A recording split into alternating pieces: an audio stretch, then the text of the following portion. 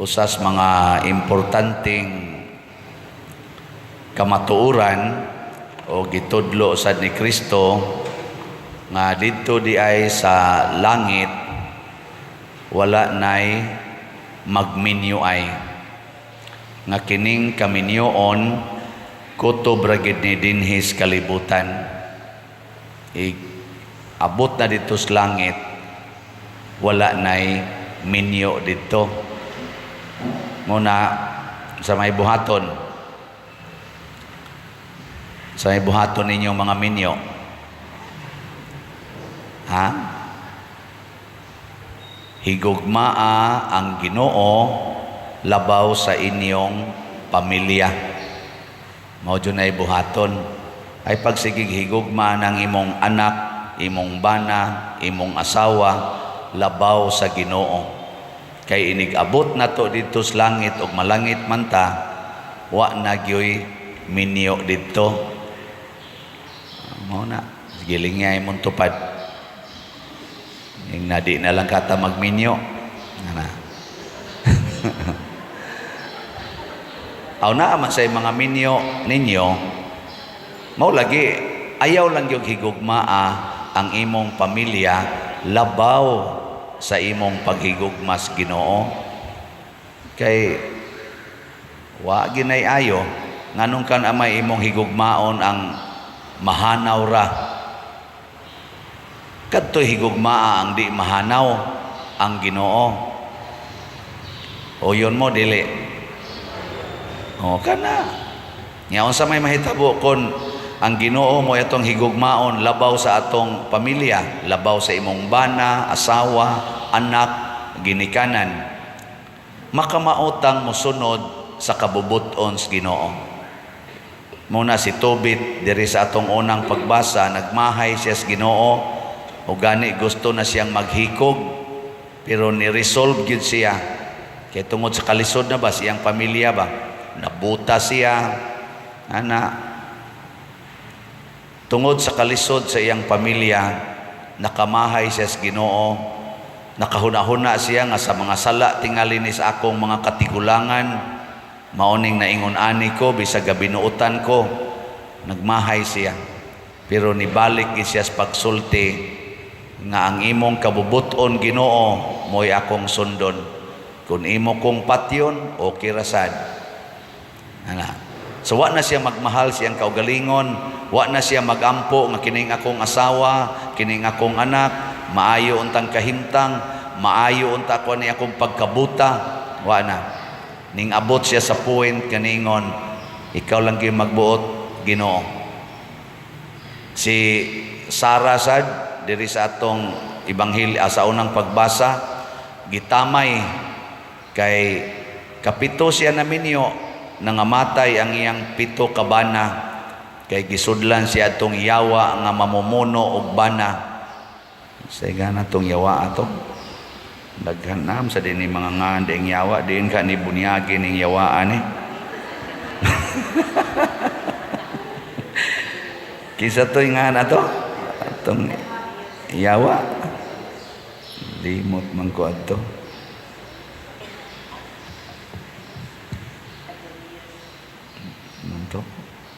Daotang demonyo nga si Asmodeus, angan sa yawa nga daotan nga nisod ditong Sara nga ang istorya kuno ani nga inighumas kasal, wa man to sila'y sex before kasal kay kuan man to, pugnan man to sa mga ginikanan niya. Pag humagkasal inighumang yung hikay, manghigda dayon na sila. Amaw palay inighikap sa bana, patay dayon. Muna ang ingon diri, wa makonsumit, wa mahingpit ang ilang kaminyoon kay inighikap pa lang, aksyon hikap, patay dayon. Ang asawa na sang usa, inigdog pa lang, wap agad sila makahimo sa lawas nun na pakighilawas, patay dayon. Pito ka bo, patay.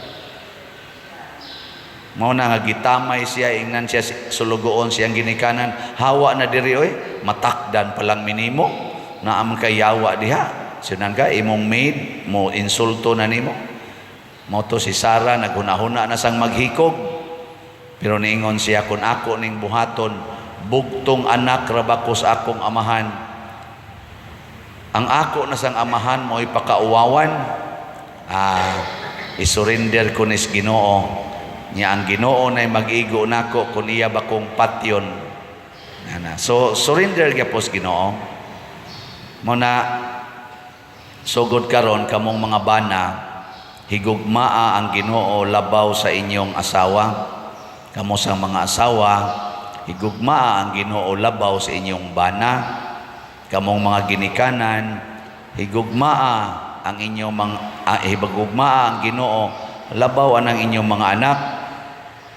Mausad ang mga anak, mahigugma sa Ginoo labaw sa inyong paghigugma sa inyong ginikanan. Mao na siya sakto. Gitawag na siya practice ba dito sa langit. Mao bitan na dinhi sa kaning Eucharistia, kining atong misa, mao man ni ang practice nato sa kinabuhi sa langit. Mao bitan ang moingon ko ninyo nga kanang inig-ingon ipakita ang panag-inig suunay, dili ninyo tudloan ang mga bata nga magsigig amin, mudagan nga tos gawas, mubaktas nga respikas kay magsigig amin anang ilang mga tiya, mga unsa pa na diha. Di na mao ang liturgical action diha nga gitugot nato, yango lang ana ngano man. Tungod kay ga-practice ta nga managsuon ra tang tanan dito sa langit, wa nay labaw nato. Ginoo ray labaw kitang tanan nagsuon muna kanang mga tao nga nahigugma sa ilang bana, attached kay bana, attached kay asawa, attached kay anak, attached kay ginikanan, tuan na nas impierno, di nakaabot og langit. Wa din nagisulting Kristo, kinsa to nga mahigugma sa iyang amahan, inahan, igsuon, asawa, bana, sa iyang balay o sa iyang kaugalingon, labaw kanako, dili angay kanako. Kasayo na sabton. Ikaw niya pa dir, amon lang ning pasagdan among anak. Aw nahigong man kas Ginoo, sunda ang gisultis Ginoo. Ang sa may gisultis Ginoo para sa mga anak. Mga anak, sa to? Tahura ang inyong mama o papa, ayaw silag palaguta. No, mo na mga anak di yun magtinapulan kay sugo mas Ginoo. Bisan pag ang ilang mga ginikanan, mga yawanon kay batasan, sigig pangasaba, siging panaway, siging kanaganing yaw-yaw, mga demanding kay tanan. Ana, di may radyo mga anak nga, okay ra gid ni, total mamatay ra man ni siya, mamatay ra gid ni. Igabot na mo sa langit, dili na maninako siya papa, di na ninako siya mama, igsuon na lang ninako. Ako lang gining paminaon, ako lang gining sundon, ako ning tahoron. Total, sa dili madugay, mamatay man gid ni siya. Ana. Samtang dip ako mamatay, samtang dip ani siya mamatay, ako gyung higugmaon kay sugo nis Ginoo. O di ba? Mga bit imong bana, nganong masuko pa man ka, nga nangigsuon ra man na sa silingan. So adto sa nimong kabit, yango-yango kay sa ngano man kaday gayango-yango man kanakon sa akong gipakita ang atong panag-inig suunay. Naa man di akong igsuon des inyo, ana? Ingka nabuang na maingon tong kabit ba nabuang naman tingin ni bayhana nganong nangigsuon naman ninako. Nya maingon day ka di bitaw day oy. Gusto lang unta ko ba nga malangit ang tulo.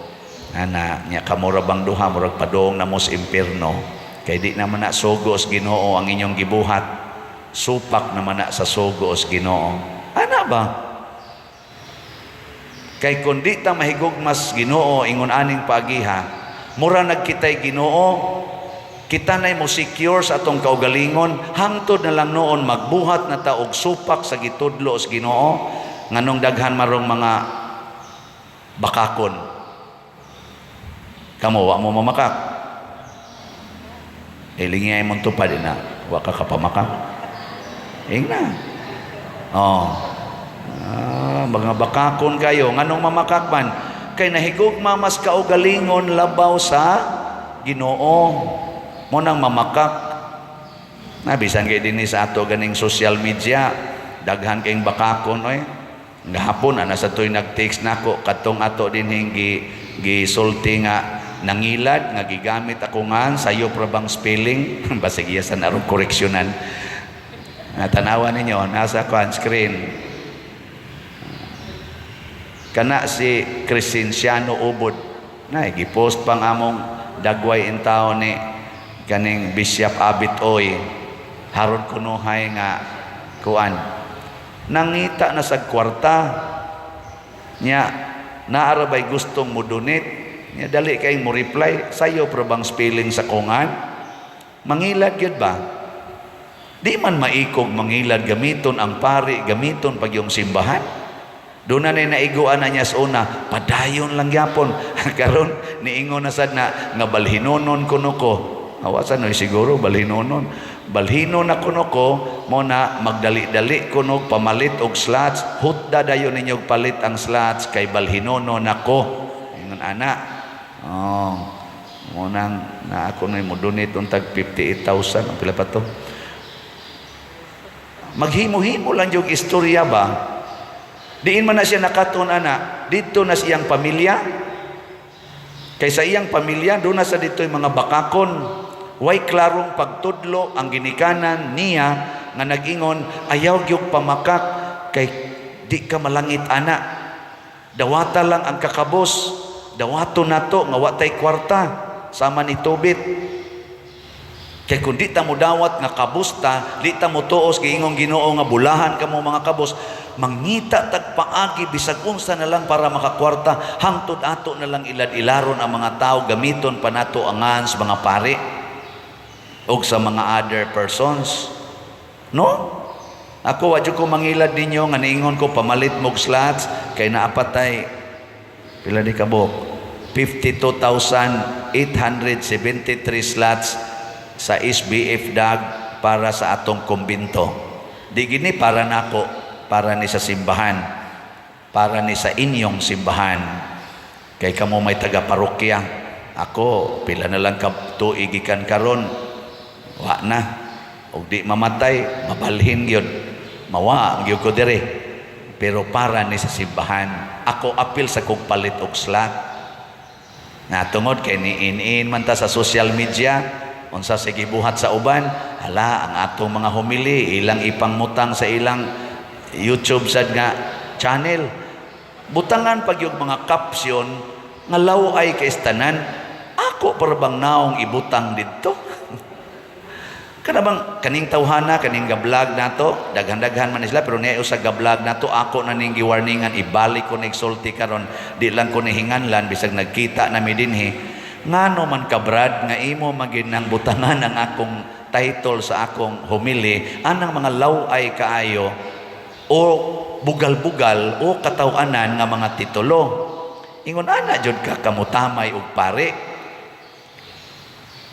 nya nakakwarta pag yung kaana pastilan diid bang kanakat-o ni ana didto gihapon nas pamilya nga wa magsulti nga higugmaa ang Dios tahura ang mga sinugo sa Dios kay matod para ba ni Kristo ang mudawat kaninyo midawat kanako og midawat sa nagpadala kanako bugal-bugalan nimong pare butangan pa nimong title nga katawanan aron attractive unya inigtan-aw sa mga tao mo view dayon aron naa kay kwartang madawat pastilan diin man tao na nimo makuha ng batasana mas gihigugma nimo ang kwarta kaysa dignidad sa pari nga naningkamot in taon pag tinarong sa kinabuhi no tungod lang kay makakwarta ka ana tungod lang kay mapahimusla na nimo ang paria kung mao nimong i-title daghan dayong mo view ato dinhi ang atong kaning atong YouTube channel ug matay post kada adlaw moabot na lag duha ka adlaw maglisod pag 30,000 ang mo view ang iya didto daghan na kay mo view kay bugal-bugal man ay ikaw Brad basig di ka malangit ha nga nagkita na mi ana dinhi nagsuri na siya pero gibalik lang yapon kana bang wa tay baruganan ba tungod kay wa tay gugmas Ginoo mas gihigugma nato ang atong kaugalingon. O na ako karon ninyo, nag-view mo or kamo dinhing nanimba, sige kog hangyo ninyo nga suportahi ang simbahan.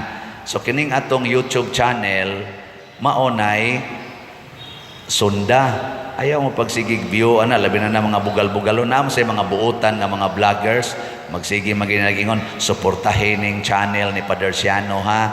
Okay kayo na siya. Nya daghan pa kay siya viewers. Malipay rasad ko, labi nagnindot sa dangyang ipang caption. Sige, kanindot ana, i-share nato ning akong homily og naa may makagusto ani, makagusto man mo ani. Sige. Nya ako sad mo ingon sa ko ninyo, suportahin ning kaning atong YouTube channel. Sa tinganan niya itong YouTube channel, Padre Siano Ubod. Kana maunay ngan nga inyong suportahan, dili nang lain nga mga ngan.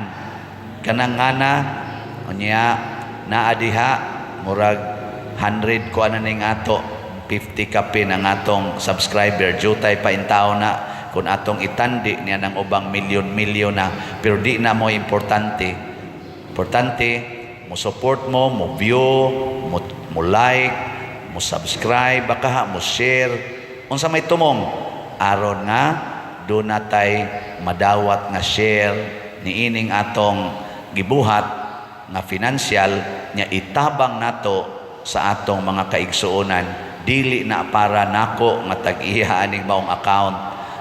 Pasalamat lang po ta sa YouTube platform nga mihimo niini o sa kanang sa Facebook nga mo share sila, although business man pero at least nag-share sila nganhi sa mga tao nga nakatabang pod sa ilang business. Sama nato katabang tagamay ana.